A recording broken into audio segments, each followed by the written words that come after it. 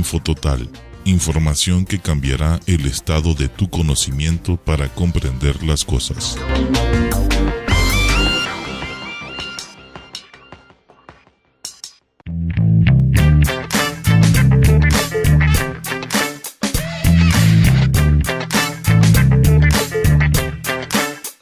Cómo la teología de la liberación vació iglesias en Latinoamérica.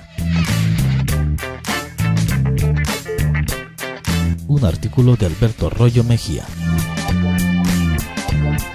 Por supuesto, la cuestión no es nueva. Ya hace años alguien tan inteligente como el entonces cardenal Ratzinger se dio cuenta de que el mayor problema de la teología de la liberación no era tanto los errores teológicos que ponían a sus autores en serios problemas con la iglesia, con la tradición, con su vocación, con el sentido común, y si se descuidaban con la salud de su alma. ¿Cuántos se han secularizado o se han hecho políticos, colgando los hábitos o incluso guerrilleros? No, el gran problema era más bien pastoral. La teología de la liberación se convirtió en un modo implacable de vaciar iglesias. Y como en Latinoamérica la gente tiene una fuerte religiosidad, el vaciar unas iglesias supone el llenar otras, que es lo que ha pasado con las sectas protestantes, sobre todo los evangélicos. Lo explica de modo muy diplomático y por supuesto mucho mejor que yo, Ratzinger, en La sal de la tierra, cuando afirma lo siguiente: esta teología no ha conseguido ganarse el estrato social que más le interesaba, es decir, a los pobres. Justo los más pobres huyeron de esa teología porque no se sintieron atraídos por unas promesas intelectuales que nada les dan, mientras que por el contrario sentían falta de calor y de consuelo propios de la religión. Por eso se refugiaron tanto en las sectas. Lógicamente, los simpatizantes de la teología de la liberación lo niegan, pero hay gran parte de verdad en ello. Para los más pobres, precisamente, aquel panorama de un mundo mejor que les prometían quedaba demasiado lejos, así que se interesaron más por una religión presente capaz de introducirse en sus vidas, y en aquel ámbito se dio una gran concurrencia de sectas ofreciendo aquellos elementos que no encontraban en una comunidad religiosa que se había politizado. No son exageraciones de un prelado conservador, sino una realidad constatable y triste.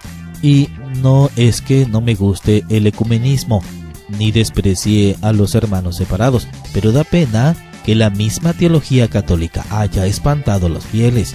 Que los simpatizantes, entre comillas, lo niegan, es evidente que basta leer la entrevista del padre Adolfo Nicolás, actual prepósito general de la Compañía de Jesús de hace un año, en que lamentaba que no se hubiese dado un voto de confianza a la teología de la liberación, a la vez que pedía que se le diese más tiempo para madurar. ¿Para que vacíe más iglesias como ya ha vaciado los noviciados de la Compañía de Jesús? Y lo de vaciar iglesias es pura estadística. Quien quiera que estudie el crecimiento de las sectas en Latinoamérica, especialmente en los países donde más se cebó la susodicha teología, una vez más las cifras cantan. A comienzos del siglo XX, los no católicos en América Latina eran 50,000. Para 1940 el número de conversos a las iglesias evangélicas era de 500,000. En la década de 1960 apenas llegaba a 10 millones y se duplicó en los 10 años siguientes. Para 1990 se calculan en 52 millones de protestantes. En el año 2000 llegaron a 60 millones. Hoy puede haber más de 70 millones de cristianos no católicos en Latinoamérica. El crecimiento de estas sectas protestantes en los últimos 40 años ha sido del 400%. Para el año 2020, los evangélicos llegarán al 50% de la población total en países como Guatemala, El Salvador y Honduras. El motivo de este crecimiento incluye muchos factores. Lo declaro ya para que no se me acuse de simplista, pero la realidad es que uno de esos factores, y muy importante, ha sido la difusión de la teología de la liberación. No es de extrañar.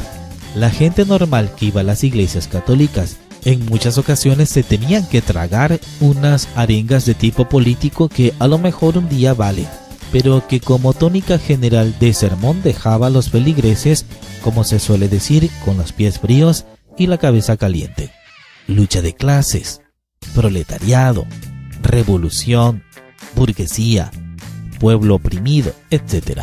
Eran términos que acabaron por aburrir a los parroquianos que querían oír hablar de salvación, perdón, misericordia, santidad, conversión, amor de Dios. Y de todo esto en los ambientes de la teología de la liberación se oía poco. O si se oía, se interpretaba en modo rocambolesco. Para muestra, un botón. Dando a la salvación un fuerte sabor político, la teología de la liberación ha rellenado con eficacia algunos términos bíblicos con nuevos significados, de forma que conceptos tales como pecado adquieren un significado solo en consonancia con la idea de este mundo. Pecado es para ellos todo lo que frena o cortapisa el proceso de liberación o contribuye a oprimir a cualquiera, especialmente la cultura capitalista occidental, los gobiernos, etc. Salvación significaría ahora la construcción de una nueva sociedad mediante la revolución, si es preciso, ya que debemos tomar las cosas en nuestras manos. Para que la liberación sea auténtica y completa debe ser realizada por el propio pueblo oprimido. Los pobres son el pueblo elegido de Dios. Es a ellos a quienes Dios busca. La lucha de clases es por consiguiente un hecho innegable. Es el punto de arranque para la liberación. Y ante todo este panorama tenemos un claro ejemplo en las zonas rurales del estado de Chiapas, México. Sin embargo, en las iglesias y sectas evangélicas o pentecostales de estilo gringo, la gente escuchaba todo lo contrario. No en los protestantes progres venidos de Europa que se dejaron llevar por la misma teología con las mismas consecuencias nefastas. Escuchaban, por ejemplo, esto que citamos de un autor evangélico.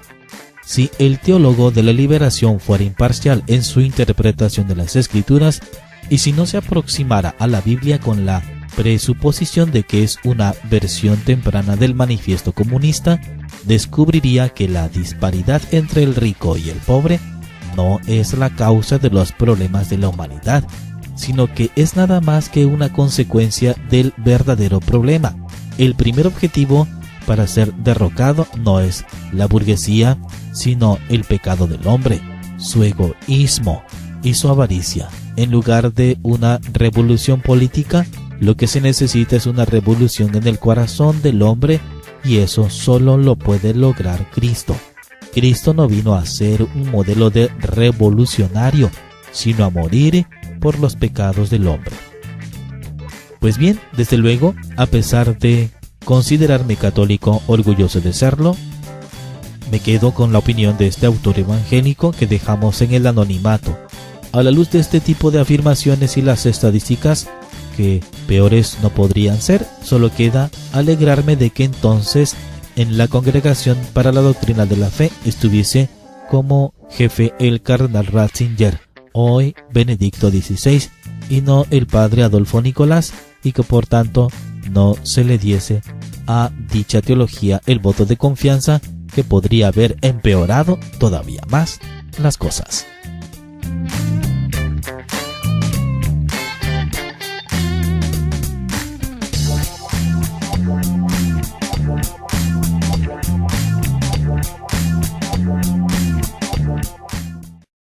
Ineni Radio, la radio que se forma.